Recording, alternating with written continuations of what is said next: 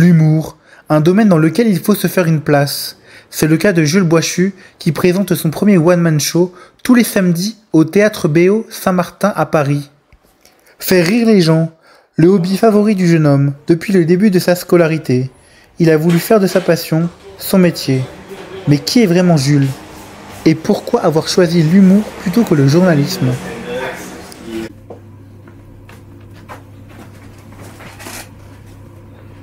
Alors, je me présente, je m'appelle Jules Boischu, j'ai 23 ans et je suis humoriste. J'ai commencé la scène il y a à peu près 3 ans. Et voilà, on est ici dans les loges. Et voilà, quoi, je viens de Saint-Tropez, voilà, j'ai grandi dans le sud, je suis à Paris maintenant depuis 5 ans. Saint-Tropez. Donc voilà, par rapport à tous les autres humoristes que vous avez déjà vus, moi si je perce ou pas, je m'en vais. Avant de monter sur scène, Jules fait sa routine en restant sur son téléphone.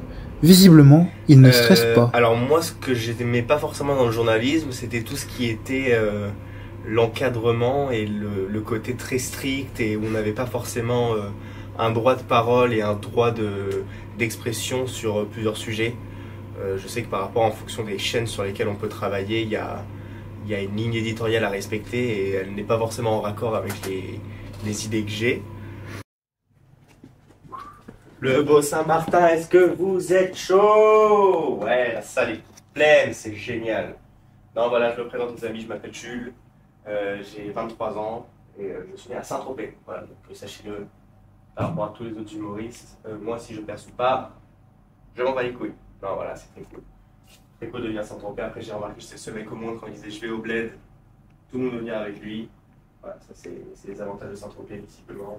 Non, mais ça c'est cool de venir de Saint-Tropez. Après, il y a des préjugés forcément qui m'énervent un peu. Les gens pensent forcément que t'es riche, que tu te balades l'été dans les plus belles villas avec les plus belles filles, dans les plus beaux endroits.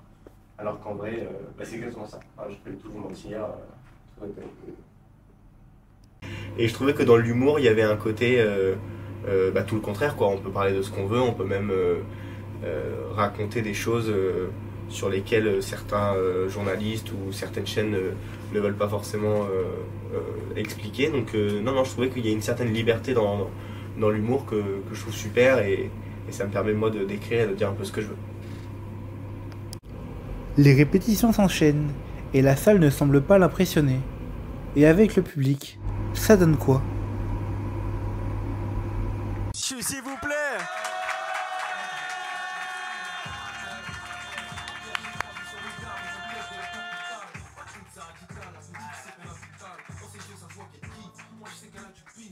Les amis, est-ce que vous êtes chauds, les amis? Un maximum de bruit pour César, les amis, s'il vous plaît. Un maximum de bruit pour lui. Putain, magnifique. Ça va, les amis? Putain. Axel, son colocataire et ami d'enfance, revient dans son ancienne école à l'IEJ Paris où il a étudié pendant 3 ans avec lui. Il met en avant la passion de Jules pour l'humour et le journalisme. Mais comment se sont-ils rencontrés et depuis quand partagent-ils la même passion?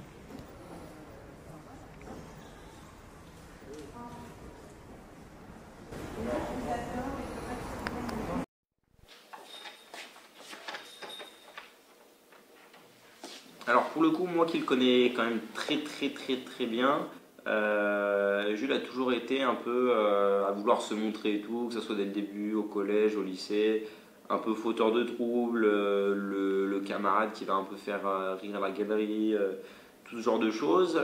Et je pense au fond de lui, il a toujours voulu faire quelque chose un peu dans ce style, humoriste, plus être devant la caméra. Jouer un peu son rôle et Jules c'est quelqu'un qui dans tous les cas aime ce qu'il fait et il est toujours s'il a envie de faire quelque chose il va le faire donc du jour au lendemain il a plaqué entre guillemets un peu le journalisme qui lui plaisait au départ pour je pense faire ce qu'il voulait réellement, à savoir être humoriste, que ce soit sur scène ou que ce soit derrière les caméras avec des potes, avec sa famille et tout, c'est vraiment la même personne. Toujours à faire des blagues, à rigoler, à pas se prendre la tête, stressé parce que c'était ses premiers 30-30, son premier spectacle, mais bon, maintenant sur les comedy clubs il est à l'aise et non, de toute façon il est toujours no stress, on se prend pas la tête, toujours à rigoler, de bonne humeur, toujours à vouloir sortir et tout. Voir Jules écrire, c'est pas forcément simple parfois, parce que lui, il est plutôt inspiré, on va dire, à la nuit, donc vers 2h, 3h du mat. Mais non, bah moi en fait, j'étais la première personne qui a su que Jules voulait être humoriste. Et c'est ça à chaque fois. Donc je pense que Jules, il a vraiment ce côté où il a quand même une sacrée facilité pour écrire parce que il n'a pas forcément besoin d'inventer comme d'autres personnes. Jules se sert dans ses sketchs des réalités de la vie, mais aussi des choses qui lui arrivent chaque jour.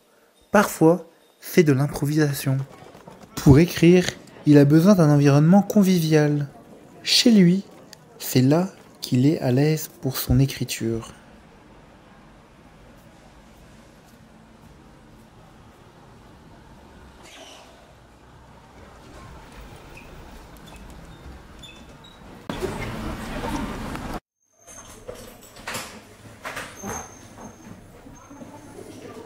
C'est ici que je bosse la plupart du temps mes textes et voilà, je me pose ici tranquille face à la fenêtre, un peu d'air et j'écris mes textes. C'est ici que j'ai un peu mon havre de paix. Aujourd'hui, il est sur tous les réseaux sociaux pour gagner en visibilité. Mais voilà, au bout de 2 ans de scène, je me suis dit que c'était important que je sois sur Instagram et sur TikTok. Et voilà, cet été, on va dire que j'ai bien marché, surtout sur TikTok, où je suis arrivé à 30 000 abonnés en à peine quelques semaines, quelques mois. Donc c'est cool parce que voilà, maintenant que le spectacle a commencé, j'ai besoin de cette visibilité des réseaux sociaux pour pouvoir remplir ma salle. Et voilà, après ma vie à côté, elle est plutôt simple. J'ai la chance de pouvoir avoir beaucoup de temps pour moi. Donc évidemment, je suis dans les comédie clubs le soir et je prépare mon spectacle le samedi. Alors moi, pour le coup, les réseaux sociaux, ils m'ont amené énormément de visibilité. Moi, quand j'ai commencé à faire de la scène, c'était pas quelque chose sur lequel je me focalisais particulièrement. Moi, pour le coup, je pensais pas vraiment qu'une vidéo comme celle-ci allait pouvoir un peu me faire exploser du jour au lendemain, parce qu'il y a eu vraiment une vraie différence en fait avec cette vidéo. Moi, je m'en souviens, je suis juste en fin de soirée, je la poste, il est 4 heures du matin, je fais pas forcément gaffe à ce qui se passe, et le lendemain, je me réveille et je vois que la vidéo, elle a fait des centaines de milliers de vues. Donc non, c'est assez ouf. Après, voilà, moi j'ai commencé il y a 3 ans les comédie clubs et l'humour. Alors avant, je faisais du journalisme. Mais ouais, c'est allé, on va dire, assez vite pour moi. Ça fait à peine, j'entame ma 3e année, on va dire, d'humour et on va dire que ça se passe plutôt bien parce que voilà, j'ai mon spectacle maintenant qui est tous les week-ends au Beau Saint-Martin. Je peux un peu gagner ma vie aussi juste en faisant des blagues. Donc c'est un peu aussi un luxe par rapport à la précarité que peuvent avoir certains jeunes aujourd'hui. Donc non, non, je me rends compte de la chance que j'ai. Mais comment a-t-il été repéré? Talent, coup de chance ou casting? Et bah c'est assez banal. J'ai un copain qui faisait ça et à force de traîner avec lui, il m'a dit écoute, franchement, t'es comme nous, t'es gaulerie, essaie de monter sur scène. Et grâce à lui, j'ai pu monter dans un comédie club au Paname, un des plus réputés de Paris. Et j'ai eu la chance voilà d'être repéré par le patron du Paname qui le jour où j'ai fait ma première, il était dans la salle. Il passait un peu par hasard et voilà, c'est un peu comme ça que c'est un peu par hasard que on va dire je suis monté sur scène. Alors, j'ai pas forcément de routine d'écriture très stricte. Mais la plupart du temps, c'est dès que j'observe quelque chose et que je trouve qu'il y a un esprit critique à poser là-dessus sur un sketch d'humour, voilà, je me mets sur mon ordi. Après, c'est plutôt le soir. C'est la plupart du temps, c'est le soir très tard où j'ai le plus d'inspiration, donc je me couche assez tard, mais c'est les moments où tout est calme autour de moi, où il y a un peu la vie qui s'arrête, donc c'est les moments où je suis le plus inspiré pour essayer d'écrire les meilleures vannes. Le journalisme a-t-il éveillé en lui son esprit critique et qu'est-ce que ça lui a apporté? Alors moi, pour le coup, le journalisme, ça m'a énormément aidé dans tout ce qui est montage. Et on va dire comment raconter une histoire dans une vidéo. Je trouve qu'aujourd'hui, dans les vidéos, surtout humoristiques, c'est surtout le rythme qu'on peut mettre dedans qui peut être souvent le plus drôle, pas forcément le propos. Donc moi, c'est vraiment le montage dans le journalisme qui m'a vraiment aidé.